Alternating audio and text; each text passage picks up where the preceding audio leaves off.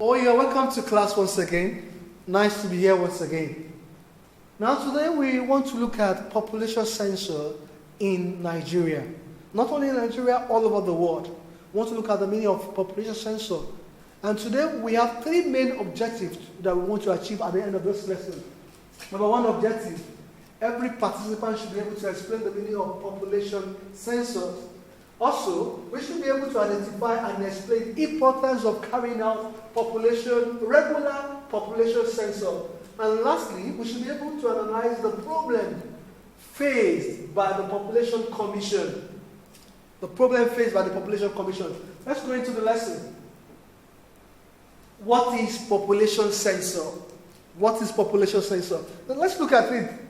Now, a population census is the total process of collecting, compiling, evaluating, analyzing, and publishing, otherwise disseminating demography, economic, and social data pertaining at a specific time to all persons in a country or a well-delimited part of a country.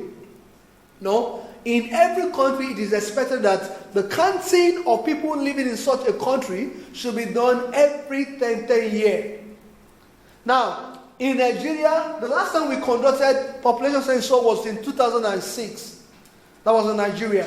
Now there are reasons why population census are conducted.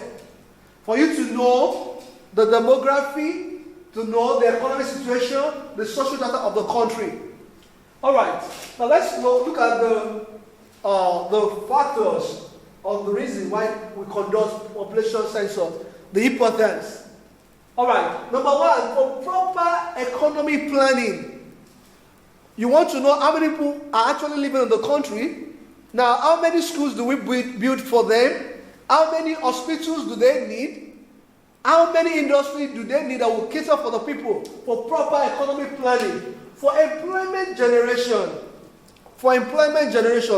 through population census, we'll be able to know how many people are unemployed. Now, at the same time, we'll be able to know how many people are actually graduating from the university at a particular time. That will make us to be able to make provision for them. Also, for infrastructural development, to develop the infrastructure, the road network, different things for future projection. In some countries, once they know the number of people living in the country, they could come up with a law. So we are too many in this country. Each family should give birth to one child. No, that is a projection, thinking ahead of time. And that can only be made possible when they carry out population census. Also, to improve the standard of living in a country. To improve the standard of living, to provide for educational needs of the people who seems to have been neglected, and also for proper housing scheme. All right, let's look at the problems that the people who conduct the census could face. The problem they could face. Number one, carrying out population census is actually expensive. Have you ever asked yourself why Nigeria conducted the last one in 2006 and up to now they have not conducted another one?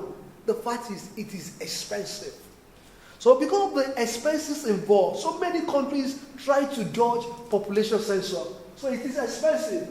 Another reason is that shortage of adequate manpower, people that will carry out the work. Also, inadequate equipment that will do the counting.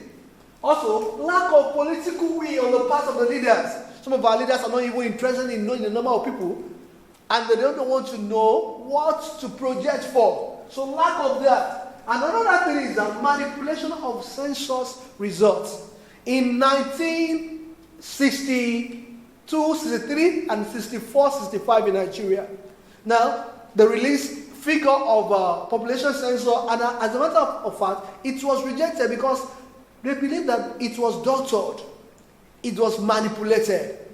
All right. And also, double counting is one of the problems faced by the commission that can carry out the conduct of population census. Now, we shall be learning more of this in our Google Classroom, so I will be expecting you. Meet you there. Thank you.